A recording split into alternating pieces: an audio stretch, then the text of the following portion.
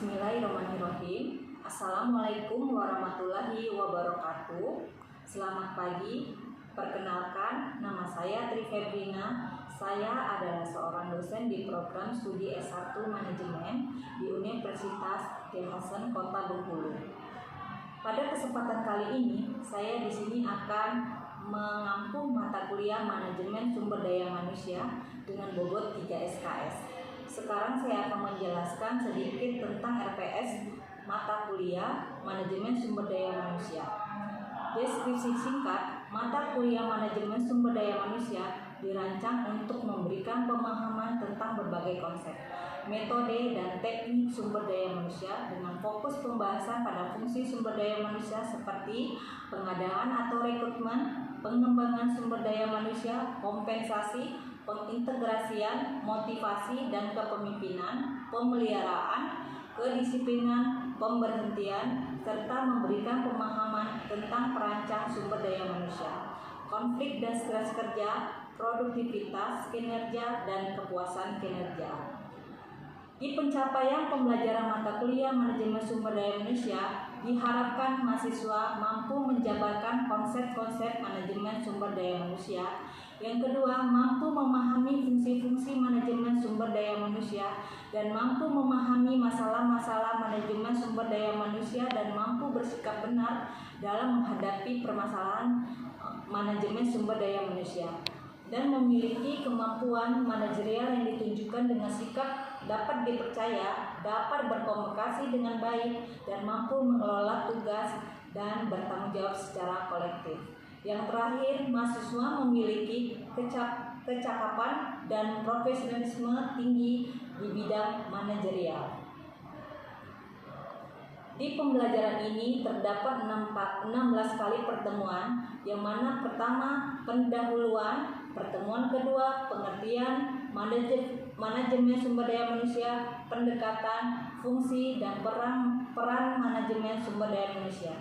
Ketiga, analisis pekerjaan, pertemuan keempat pengadaan atau rekrutmen, yang kelima pengembangan sumber daya manusia, yang keenam kompensasi, yang ketujuh pengintegrasian, dan pertemuan ke-8 ada ujian tengah semester.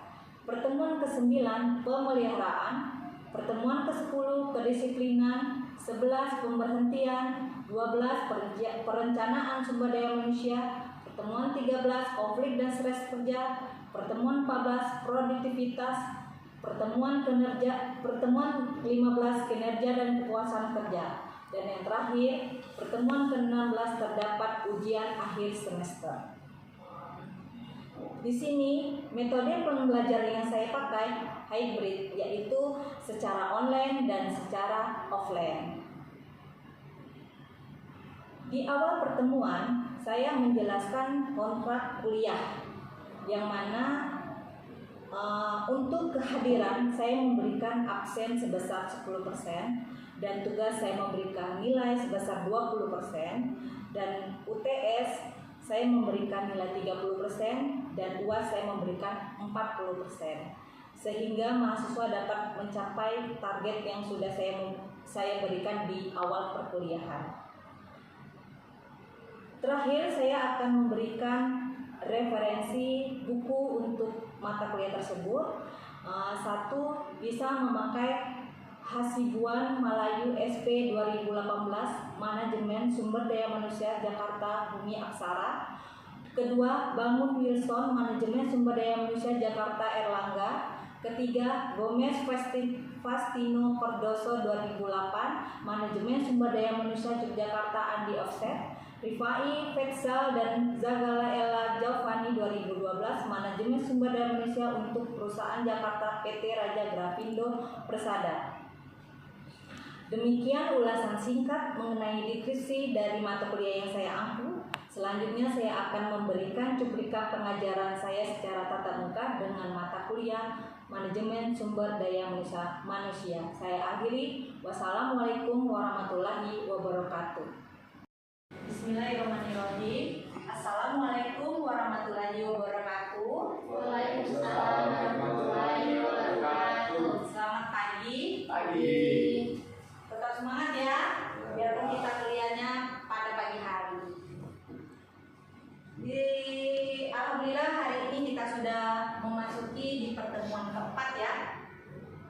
pertemuan keempat itu kita akan membahas tentang seleksi dan penempatan. Sebelum Ibu mulai, kita absen terlebih dahulu. Muhammad Ridho Ariansah. Hadir. Arzil Aziza Saputra. Hadir. Muhammad Agung Saputra. Hadir. Susan Susanti. Hadir, Bu. Oke, baik. Untuk hari ini kita membahas tentang seleksi dan penempatan, ya. Sekarang Ibu bertanya sebelum Ibu mulai.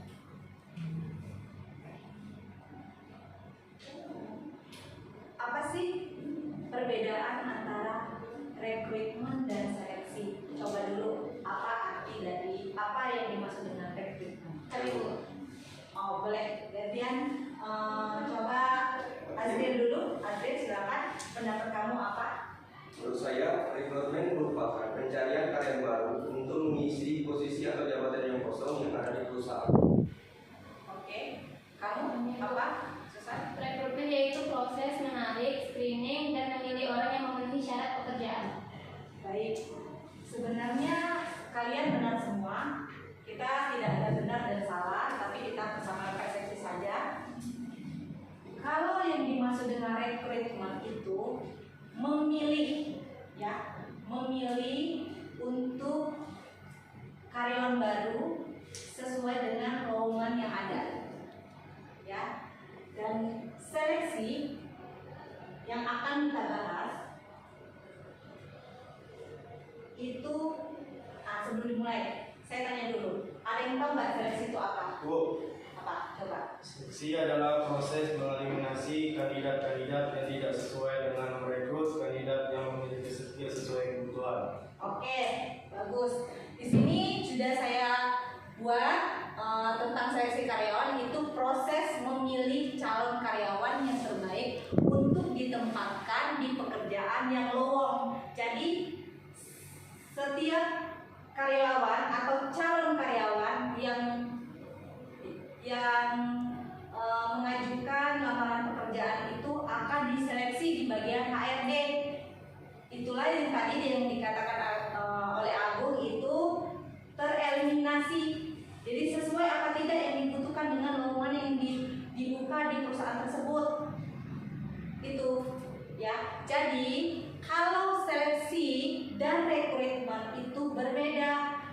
Kalau seleksi itu sudah memilih atau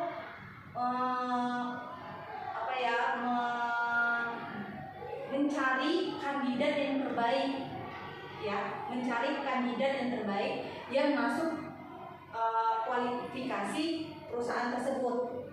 Oke, kalau rekrutmen itu perusahaan membuka lowongan kerja, boleh semuanya masuk, misalkan siapa yang sesuai dengan misalkan yang dibutuhkan, sarjana ekonomi atau sarjana hukum atau tamat SMA sesuai dengan lowongan yang terbuka yang dibuka gitu oleh perusahaan. Jadi kalau seleksi dan rekrutmen, kalau seleksi itu memilih memilih kandidat yang lebih baik, ya. Sedangkan rekrutmen itu yang membuka perusahaan yang membuka lowongan yang untuk dimasuki oleh calon karyawan.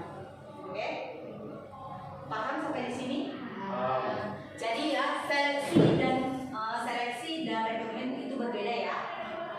Yang seleksi itu proses memilih kandidat yang terbaik, sedangkan rekrutmen itu semua calon karyawan melamar pekerjaan ke suatu perusahaan. Sedangkan penempatan karyawan itu adalah proses penempatan karyawan sesuai dengan pengetahuan, keterampilan, dan kemampuan dengan persyaratan pekerjaan. Ya, contohnya apa sih penempatan karyawan? Ada yang tahu nggak contohnya penempatan karyawan? Misal ya, kita melamar di suatu perusahaan seperti Bank BRI misalkan, contoh ya, Bank BRI. Kalian pasti yang sudah tamat jurusan ekonomi ya, jurusan ekonomi, berarti itu sarjana ekonomi. Masuk nggak kalau ke perusahaan kayak di bank gitu? Masuk nggak kira-kira? Masuk kan? Nah, jadi itu yang di penempatan. Jadi misalkan kamu waktu melamar itu kan ada lowongan tuh, misalkan teller, ya kan?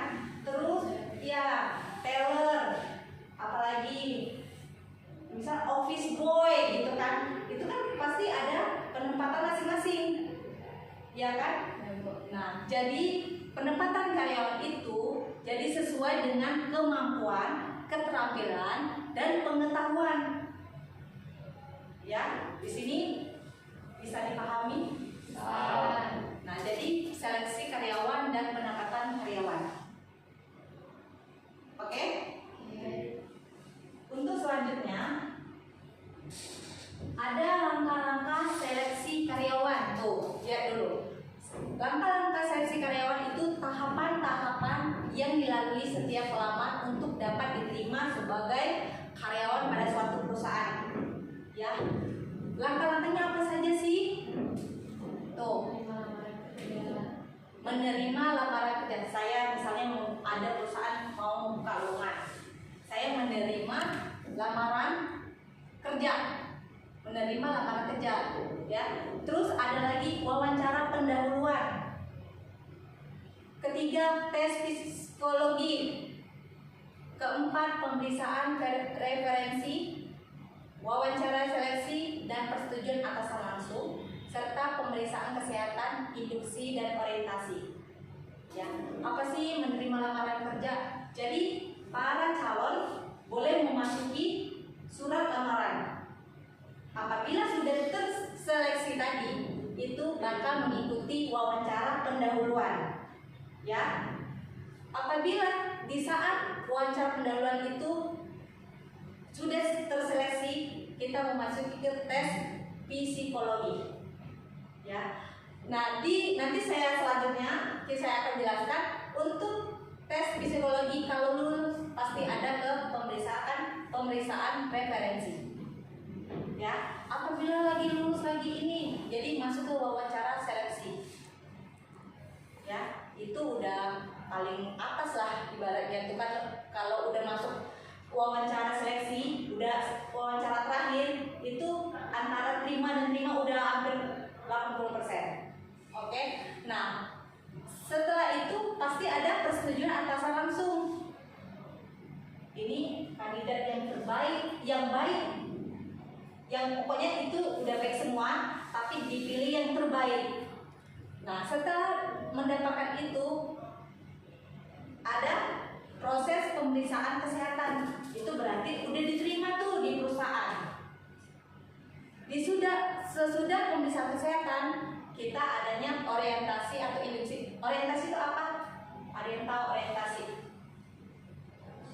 Orientasi. Misalkan kita jadi pegawai baru, apa? Kita harus apa dulu? Memperkenalkan. Kamu udah terima, saya terima di perusahaan saya. Adakah apa yang dilakukan sebelum memasuki dunia kerja? Pelatihan. Oke, ada pelatihan sebelum kita memasuki dunia kerja sesuai dengan apa? Sesuai dengan penempatan tadi. Jadi kita kalau karyawan baru, kita tuh harus ada pelatihannya dulu. Jadi tidak ujuk-ujuk langsung kerja. Apalagi di perusahaan benefit seperti perusahaan yang besar gitu kan. Itu pasti ada pelatihannya. Oke? Jelas? Untuk selanjutnya, nih langkah-langkah seleksi. Itu ada yang ditolak, ada yang diterima ya. Nah, sedangkan yang ditolak, misalkan formulir lamaran kerja di perusahaan itu dibaca oleh orang-orang HRD setiap surat yang sudah dimasukin ke perusahaan tersebut. Jadi dibaca formulirnya lamaran kerja itu suratnya bagaimana, apakah data itu lengkap atau tidak lengkap. Kalau tidak lengkap udah tereliminasi. Kalau lengkap datanya masuk ke tahap selanjutnya. Apa sih tahap selanjutnya? Wawancara pendahuluan. Ya, wawancara pendahuluan berarti apa sih? Paling apa? Coba contohnya. Ada yang tahu nggak wawancara pendahuluan? Pasti apa? Coba. Apakah kamu sebelumnya memiliki pengalaman bekerja atau tidak? Terus ada lagi? Itu yang umum yang akan dipertanyakan. Paling latar belakang pendidikan, ya, perkenalkan diri. Nah, itu yang dikatakan wawancara pendahuluan. Ya, apabila wawancara pendahuluan udah masuk, terus masuk ke tahap ketiga, tes psikologi. Nah, itu bakal ada tereliminasi lagi. Misalkan dari 50 bakal jadi 40. Wawancara 40 dikurangi 10 lagi dapat 30. Masuk ke tes psikologi 30. Terus ada lagi nanti seleksi pemeriksaan referensi. Ya, sudah masuk ke itu referensinya mendukung apa tidak. Kalau mendukung dia masuk ke tahap selanjutnya, wawancara seleksi. Ya, yang itu wawancara seleksi itu udah biasanya udah ke atasan, bukan ke HRD lagi.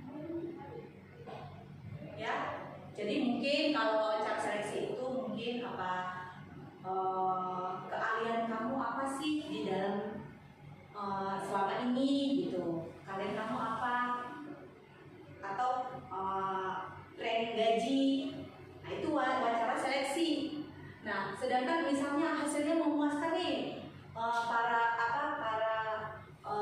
atasan ngomong, oh ini ada yang hasil sangat memuaskan, hasil sudah baik, yang ada yang kurang memuaskan, jadi tereliminasi lagi untuk masuk ke persetujuan atasan langsung, mungkin ke direktur, dikasihlah dari 10 ke 20 dikasih 10. Nah, 10 ini akan diseleksi kembali, yang mana sih yang lebih baik gitu. Dapatlah 5 masuklah ke tes pemeriksaan kesehatan. Nah, kalau di tes kesehatan itu ada misalkan, aduh ini nggak bisa, dia suka sesak nafas, atau apa dia buta warna. Nah, itu mungkin bisa juga jadi kesehatan kurang baik. Jadi yang kesehatan baik itu diterima untuk mengikuti orientasi, perkenalan. Kalau kita baru kuliah, perkenalan kampus.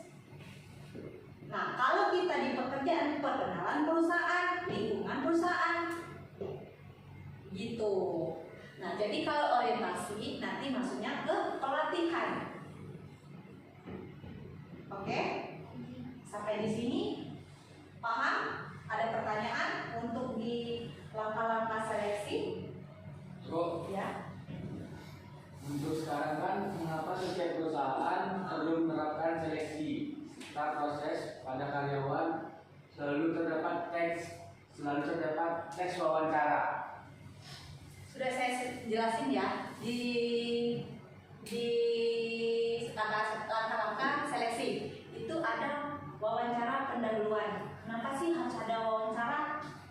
Ada yang bisa bantu untuk menjawab mengapa sih harus ada wawancara? Nah, mengapa di perusahaan itu ada wawancara? Ya, ibaratnya perkenalan. Ya kan? Perkenalan lebih dekat, biar tahu latar belakang pendidikan, biar tahu keahlian. Nah, itu harus ada wawancara. Tidak hanya lembar lamaran kerja yang kita tulis kalian saya ini, saya punya sertifikat ini, gitu kan? Nah, nanti pasti itu diulang kembali oleh tim HRD yang mewawancarai calon karyawan. Jadi harus, kenapa sih wawancara itu harus? Ya harus, karena wajib perusahaan mengetahui latar belakang calon pegawainya, tidak sembarangan gitu.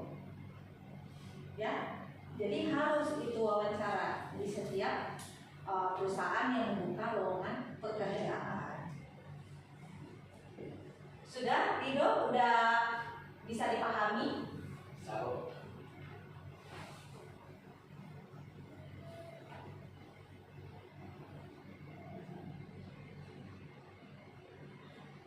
Nah, kalau wawancara seleksi yang saya lanjutkan dengan pertanyaan si Rido Aryansa, wawancara seleksi suatu bentuk seleksi yang digunakan untuk mengetahui pengetahuan yang tadi latar belakang pendidikan, pengetahuan, keterampilan, itu tadi sertifikat komputer Bu, saya ada, itu tadi keterampilan, dan kemampuan yang dimiliki pelamar melalui cara tatap muka. Ya, jadi kalau seandainya wawancara, tapi setidaknya kalau kita tatap muka, ya wawancara tatap muka itu lebih enak ngomongnya gitu. Misalkan saya contohkan kamu jadi karyawan yang melamar di perusahaan saya, pasti saya terlebih dahulu perkenalkan diri kamu terlebih dahulu, ya kan? Karena saya akan lebih dekat mengenal, oh ternyata namanya Susanti, ya, oh ternyata dia kelahiran tahun misalkan 2000 berapa ya, atau tahun berapa, kamu lahir tahun berapa? 2001. Nah, dia lahir 2001. Oh, dia nih tamatan Fakultas Ekonomi, ya kan? Di mana? Di Universitas D. Hasan Bengkulu, Bu. Jadi saya mengetahui apa pengetahuan kamu, apa Susan, keterampilan kamu apa aja Susan. Gitu. Jadi di dalam wawancara seleksi itu bakal ditanyakan pengetahuan, keterampilan, dan kemampuan. Jadi kalau keterampilan kamu apa Susan? Misalkan Bu, saya bisa mengoperasikan komputer, itu kan, saya pernah Bu kursus, saya ada sertifikatnya, itu keterampilan. Nah, sedangkan kemampuan kamu apa? Misalkan Susan kemampuannya apa? Apa? Coba. Misalnya melamar di perusahaan kayak bank tadi, contoh kita dari awal tadi. Misalnya apa sih kemampuan kamu? Misalnya kamu di bagian mencari nasabah, saya bisa Bu, komunikasi saya baik, gitu. Saya bisa bekerja dengan tim, gitu. Kalau ibaratnya kalau sales itu harus kerjasama tuh dengan tim. Kalau tidak bisa kerjasama dengan tim, ya percuma aja. Jadi kita bekerja di suatu perusahaan yang benefit seperti perusahaan yang besar, gitu. Ya. Nah, jadi itu pasti dilakukan secara tatap muka oleh perusahaan. Oke. Nah, panel interview, terdapat beberapa pewawancara atas satu pelamar dalam kegiatan seleksi karyawan. Terdapat beberapa pewawancara. Jadi misalkan kamu di suatu perusahaan itu membuka lowongan besar, misalkan banyak tuh, kategorinya banyak, ada teller, ada office boy, ada ya pokoknya banyak ya gitu. Jadi pelamar itu biar lebih tidak memakan waktu dan tidak memakan biaya, juga pasti para pewawancaranya tuh dikerahkan agak banyak sesuai dengan lamaran yang masuk dan karyawan yang dibutuhkan, ya di setiap kegiatan seleksi karyawan.